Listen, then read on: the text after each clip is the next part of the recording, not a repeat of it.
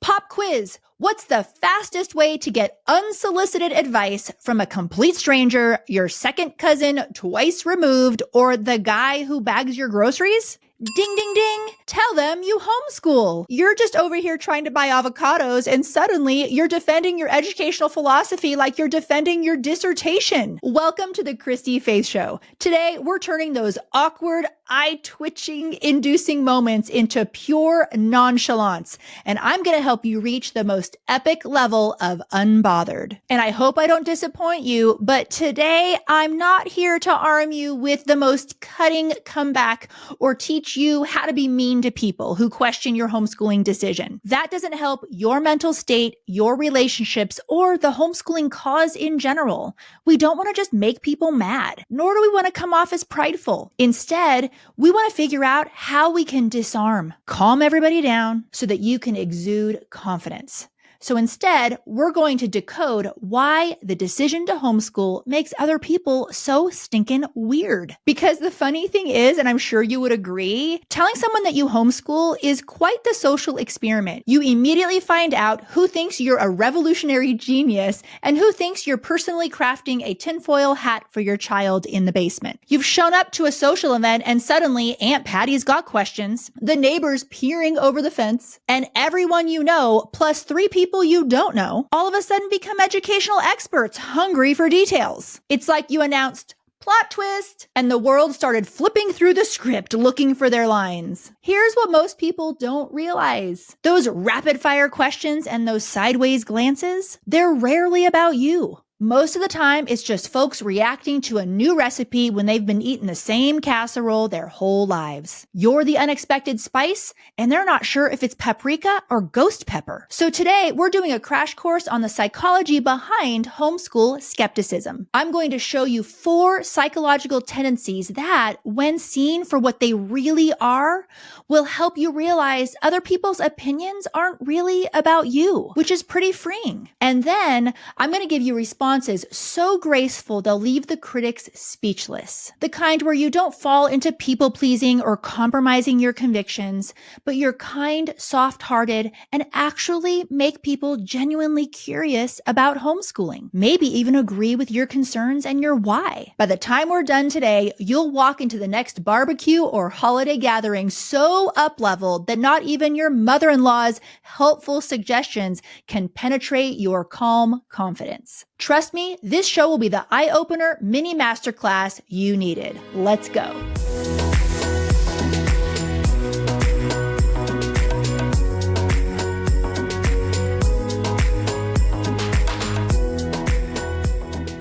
Hello, everybody. Welcome to the show. Before we get into the goods, one thing I know a lot of you could use more of each month is cash. I've got something that could instantly put thousands of dollars back into your pocket for doing absolutely nothing. So listen up. You may not need to do that side hustle after all. And it's switching health insurance. Health insurance used to be a huge burden for our family. We were paying $2,000 a month for coverage that we barely even used. It felt like we were just throwing money away until we made the switch to Summit Health Share. For our family of 6, that decision instantly started saving us over $1,000 every month. And yes, I know you're doing the math right now. That's $12,000 a year that we got back into our pockets instantly. Summit Health Share replaces health insurance. It gives you the same or better protection that you need, and it can help you save between 40 and 60% on your healthcare costs. Now, I know what you're thinking right now, but what about the coverage, Christy? Will it be the same? It's probably going to be better. You can keep your same doctors. It covers major medical, wellness visits, and maternity. And here's what I love about it, because I'm all about medical freedom. It even includes holistic and functional. Guys, they even have plans that offer free labs and free prescription drugs, which I'm particularly needing right now because of my perimenopausal phase recently. I need a lot of labs, and you know what? I haven't paid for a single one. Summit Health Share isn't too good to be true. You've just been fed lies by traditional health insurance companies. Bottom line, Summit Health Share is better than traditional insurance, and it costs less. What would you do with an extra $5,000, $10,000, $12,000 per year? I know what I'd do. All it takes is one call. Visit summithealthshare.com to talk to a friendly representative. They're nice, they're helpful, they're not salesy at all, and they will walk you through every step to make the change. And yes, they work with individuals, groups, and businesses. That's summithealthshare.com, and I will put a link in the show notes. All right, now that we've got that covered and hopefully saved you some serious money for all that curriculum that I know you've been eyeballing, let me introduce myself if you're new here, or reintroduce myself if you haven't been around for a while. Hi, I'm Christy-Faith, education and parenting expert with over 20 years experience teaching teachers, coaching parents, and working with kids. I'm the author of Homeschool Rising, the book that's here to give you the confidence you need to homeschool boldly. You can find that on Amazon Prime. But that's not all. I'm also a speaker, and nothing lights me up more than meeting you in person. So if you've got an event, reach out. We've got creative ways to make it happen without breaking the bank. And of course, I would be remiss without sharing the heart of what I do. I am also the founder of Thrive Homeschool Community. Thrive exists because I know you want the best education possible for your kids, but let's be real, homeschooling can often feel like a solo mission built on random internet advice and crossed fingers. Thrive Homeschool Community gives you the proven framework, access to experts, and a supportive community, all at an affordable price that works for families. Moms who join often tell me they can't imagine ever homeschooling without Thrive. So if you're feeling overwhelmed, if you've got homeschool problems, if you're second guessing yourself, worried about your kids, or just need to know how to start homeschooling, we've got what you need. Now, Thrive isn't always open, and when it is open, seats can be limited. So the best way to stay in the loop is to hop on the waitlist. I'll drop that link in the show notes too. And we always give something special to our waitlisters. Okay, our first point for today, this is going to be so fun. I want to talk about something wild. Did you know that your brain would rather make the same grocery store loop every week, past the bakery, through the produce, ending at checkout lane 3, than try a more efficient route? And when someone suggests a shortcut through aisle 7, your brain goes into panic mode. But I know my way. What if I end up in that super bougie, expensive beverage section where a probiotic water cost me $20 and never escape? That is status quo bias. And it's basically our brains saying, don't make me think about this. I've got 17 other things to mentally juggle. You see, our minds conserve energy for the actual important stuff, like remembering if you fed the dog or just thought about feeding the dog. The familiar path, even if it's chaotic or probably inferior, often feels safer simply because it's known. Now, hang on with me because I will land this plane in just a second. In our brains, the unknown requires effort, risk, and the uncomfortable possibility that we've been doing it the hard way all along. And often we're not ready for that. So when you're in a social situation and someone asks you where your kids go to school and you share with them that you're homeschooling, people feel like you're standing in the school pickup line with a megaphone saying, hey, there's another way to do this. And suddenly everyone who's been sitting in that carpool lane for years is wondering if their tried and true path is still the best option. I was once in a mom's group and all the moms were complaining about their morning routine nightmares, on and on and on. And everyone was sharing their stories. And then they looked to me and they're like, how was your morning? Expecting me to commiserate with them. And I was honest and I said, actually, my mornings are pretty peaceful. And you know what happened? The room went quiet. They didn't know what to do. Because our different reality can make people reckon with the fact that their chaos might be optional. Your calm can easily become their crisis, especially if they're insecure. Your shortcut becomes their referendum. See, this is naturally what the homeschooling conversation can do in social situations. Your choice to homeschool becomes living proof that alternatives exist, and alternatives raise uncomfortable questions that people aren't ready for. Should I be doing something different? Is what she's doing better for her kids than what I'm doing? Have I been making this harder than I need it to be? Most people aren't consciously thinking this, but their discomfort leaks out anyway. So in awkward situations like this, here's what to do. Remember that their discomfort is not your emotional support animal to care for. When someone interrogates you for your choice, they're often really just defending their own. Your job isn't to write a thesis. It's just to stay anchored. You don't owe anybody anything. A simple answer, homeschooling works really well for our family, is a complete sentence. You don't have to elaborate. When you resist over-explaining, you signal that this isn't up for committee review, that I don't need to defend myself. We are not in the court of public opinion.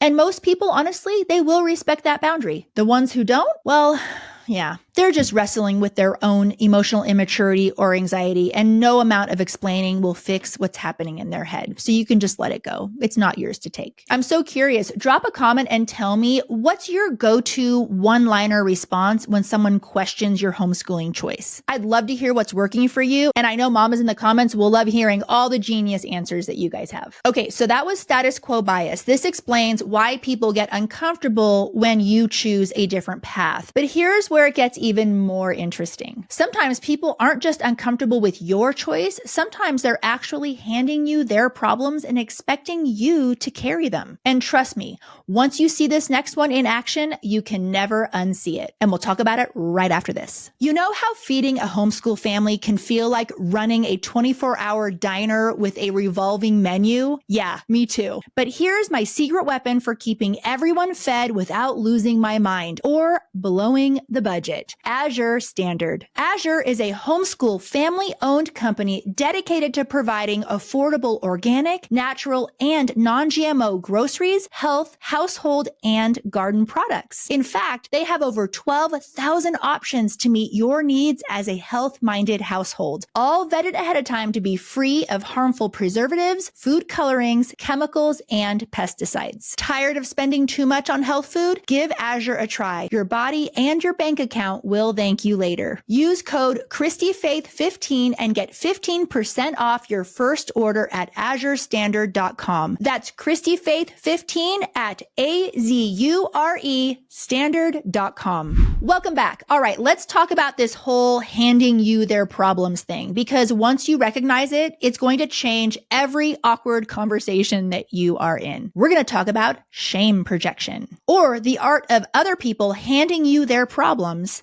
that aren't yours and then expecting you to solve them. This is where you get, oh my goodness, I could never homeschool. I can barely get through a weekend with my kids without losing my mind. When you hear those, don't you just want to scream? Here's what's fascinating about those comments. I would put in, I'm not patient enough to homeschool, or my kid and I are oil and water, all those things that you've heard. It sounds like a conversation about homeschooling, but it's actually a therapy session about her last Tuesday. This is shame projection, and once you see it, you can't unsee it. So shame projection happens when someone feels insecure about their choices, so they take those feelings, gift wrap them in concern about you, and then hand them to you like the emotional package that you never ordered, prime shipping included. It's really not malicious. Most people have no idea they're doing it. It's just easier for them to point at your risky choices rather than their own uncomfortable feelings. Translation guide, when they say, but what about socialization? They might be thinking, I'm not sure my kid has enough meaningful friendships. When they say, what about prom? They're processing their own nostalgia and unexamined assumptions about what makes a childhood meaningful. Homeschoolers are just triggering in general. It's something that we need to accept because our choice communicates that there's another way and a better way, and that we chose it, and that we're making sacrifices to do it, and they know it. Now, don't get me wrong, not everyone can homeschool and not everyone should homeschool, but it's pretty common in just everyday conversation when homeschooling comes up for our homeschooling to trigger someone else's internal monologue and fears or guilt that they haven't dealt with yet. Because I'm going to say something right now that might be unpopular. If you can barely stand your kids for a weekend, that's a problem that needs to be fixed. I want you to enjoy your kids and love your kids, and that's something to fight for. That's not a reason to hand them off on Monday morning. That's such a fixed mindset, and to me, that's so sad. It's so common that other people's worries sneak out disguised as your problems, but you're not required to accept delivery on that emotional Amazon package, okay? So here's what to do. Respond with empathy. Don't come off as judgy or mean or snooty. Sometimes it's good just to deflect and say, oh man, my kids have grown so much since I brought them home. They were really struggling before and we're finally seeing progress. You can talk about the positives of homeschooling and make it really personal so that they can agree with you on it. And if someone cloaks their own concerns with kind of a judginess to it, it's okay to set a boundary too. You can say something like, I appreciate the concern. We're really happy with how things are going. And we have no concerns about our kids' future or our kids' social life or our kids' academics or our kids' blank. You can fill in the blank. Choose your own adventure. And then redirect. You know if someone's actually curious or not. It's okay sometimes to change the subject, ask about their kids, the weather, literally anything else. You're not being rude. You're just politely declining to sign up for their emotional package delivery. What are your go-to replies when someone kind of projects their parenting fears or what they're worried about on you? I'd love to hear. Okay, so now you know how to spot shame projection when you see it, right? We're like looking at the matrix here, aren't we? Here's where things get really interesting. What happens when your kids are clearly thriving and people still invent problems? Let's talk about that. If you're taking notes, I hope you're not. I hope you're just sitting here enjoying it. We're going to talk about cognitive dissonance, or AKA when your thriving kids break someone else's brain. Okay, picture this. Someone runs into you at the farmer's market. Your kids are explaining to the mushroom vendor why shiitakes grow on logs while portobellos need composted manure, casually dropping words like mycelium. They're making eye contact, asking follow-up questions, and are genuinely engaged. And the vendor is charmed. The person watching you asks, oh, why aren't your kids in school? And you reply that you're a homeschooler, and then all of a sudden their concern comes out. But aren't you worried they're missing out on standing in the lunch line and navigating school drama? That's such an important life skill. So wait a minute here. Your kids are conducting a mycology seminar with a small business owner, and this lady over here is worried about cafeteria lines? Welcome to cognitive dissonance, where observable reality and deeply held beliefs enter a cage match. And you're the referee. So cognitive dissonance is the mental discomfort people feel when new information contradicts existing beliefs. And we actually all have it. We need to be intellectually honest here. Their worldview says kids need traditional school to thrive and function in society. And your thriving homeschooled kids say, well, actually, the evidence suggests otherwise. Take a look. Now their brain is forced to do Olympic level mental gymnastics to make the puzzle pieces fit. The sad thing is most people genuinely feel pretty threatened by other people's choices. I don't know why. I think emotional maturity is when you can reach a level of nonchalance where you just don't care what people think and you don't feel judged by other people's decisions. But quite frankly, most people don't calmly update their beliefs. Sadly, they double down. So when your well-adjusted kids challenge someone's assumptions about education, they do the same thing. If they're unhealthy, they'll manufacture problems just to soothe their present dissonance. Like, just wait until high school. But what about the real world? And we can fall into the trap of wanting to make excuses and to explain ourselves and to explain our homeschooling choice and give you all the data and all the things. But the reality is, they're probably not really worried about your kid's future. They're more likely patching the crack in their own worldview. So here's what to do when you face cognitive dissonance. Remember that it's not your puzzle to solve. You already did the work and you arrived that homeschooling was the best choice for your family. You don't need to do the work for her too. When someone insists that your thriving kids must be missing something, you can just keep it light. Oh, my kids are doing great. Every family has their own path.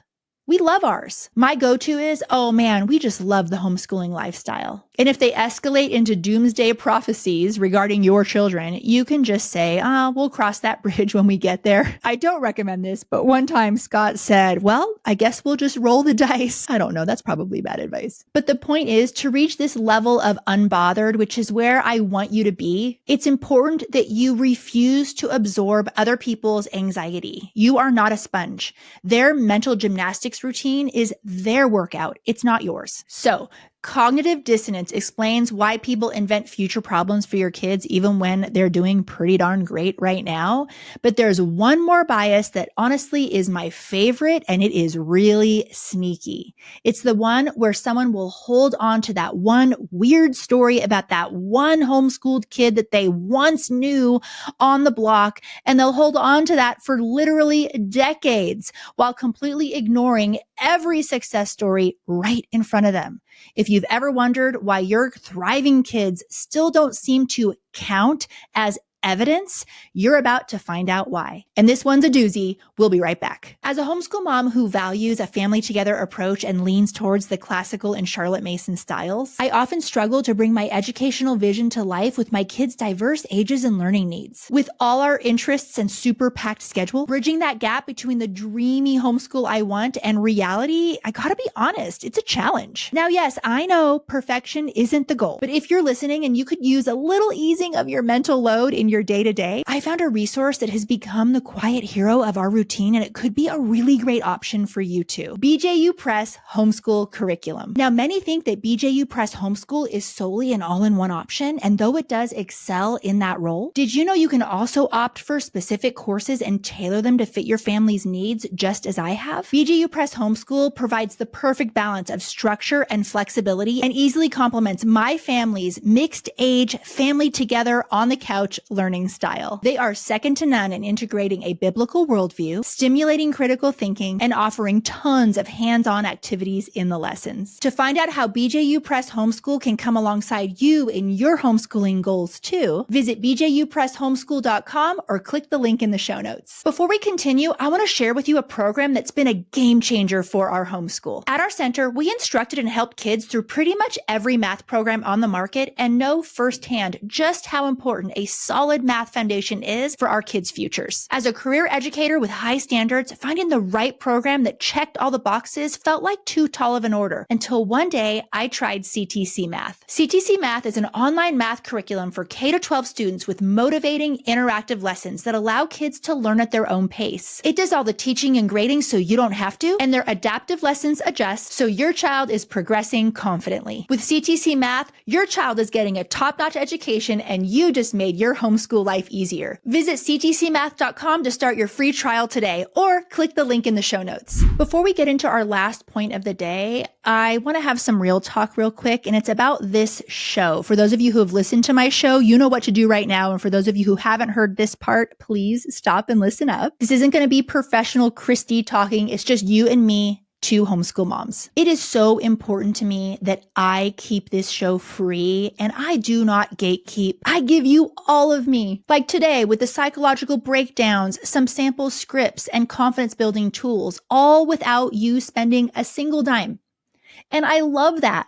And I'm thankful to the sponsors who make that possible. But here's where you come in. Right now, there's another mom Googling how to respond when people judge my homeschooling at 11 p.m., feeling alone and second guessing everything. And you can be the reason she finds this episode. This is the perfect moment right now while I'm talking to take 10 seconds for you to pause and leave a quick comment, leave an encouragement, leave a snarky comment, drop some stars, or hit that subscribe button. That tiny action tells the algorithm that this show deserves to be seen. And it costs you nothing, but it could mean everything to a mom searching in the dark right now. You see, this podcast is about transforming families and building a movement of moms taking back the hearts and minds of their kids. Sadly, those robots want us to play a game.